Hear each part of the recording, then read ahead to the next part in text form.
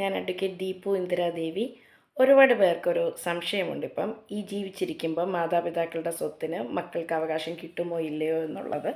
ഒരുപാട് മക്കൾ മാതാപിതാക്കളുമായിട്ടൊക്കെ വഴക്കൊക്കെ ഉണ്ടാകുമ്പോൾ കോടതി പോവും, ഞാൻ എൻ്റെ ഷെയർ ചോദിച്ചു വാങ്ങിക്കും എന്നൊക്കെ പറഞ്ഞ് പോകാറൊക്കെയുണ്ട്. പക്ഷെ ഒരു കാര്യം മനസ്സിലാക്കേണ്ടതെന്ന് വെച്ചാൽ, പാരൻസ് ജീവിച്ചിരിക്കുമ്പം മക്കൾക്ക് അവരുടെ പേരിലുള്ള പ്രോപ്പർട്ടിയിൽ യാതൊരു റൈറ്റും ഇല്ല. അതിനായിട്ടൊരു സിവിൽ കേസോ മറ്റെന്ത് കേസ് പോയാലും അതുകൊണ്ട് യാതൊരു പ്രയോജനവും ഇല്ല. അവർ മരിക്കുവാണെങ്കിൽ, ഇപ്പം നമ്മുടെ പേരൻസ് മരിക്കുവാണ്, മാതാപിതാക്കൾ മരിക്കുകയാണ്, അവർ വിൽപ്പത്രമോ മറ്റ് ഡോക്യുമെൻറ്റ്സോ വേറെ ആധാരങ്ങളോ ഒന്നും ആരുടെയും പേരിൽ എഴുതിയിട്ടില്ല. അത് ഇൻറ്റർസ്റ്റേറ്റ് സക്സഷൻ എന്ന് പറയും. അവരൊന്നും എഴുതാതെ മരിക്കുകയാണെന്നുണ്ടെങ്കിൽ ആ പ്രോപ്പർട്ടിയിൽ മക്കൾക്ക് അവകാശം കിട്ടും. അത്തരം സാഹചര്യങ്ങളിൽ മാത്രമേ ആ ഒരു അവകാശം കിട്ടത്തുള്ളൂ. അല്ലാതെ ഞാൻ എൻ്റെ പാർട്ടീഷൻ ചോദിച്ചുകൊണ്ട് ഞാൻ കേസിന് പോകാൻ പോവുകയാണ്, ഈ പാർട്ടീഷൻ ചോദിച്ച് കേസിന് പോകണമെന്നുണ്ടെങ്കിൽ ഒരു കൂട്ടവകാശം ഉണ്ടെങ്കിൽ മാത്രമേ നമുക്ക് പാർട്ടീഷൻ ചെയ്യാൻ പറ്റൂ.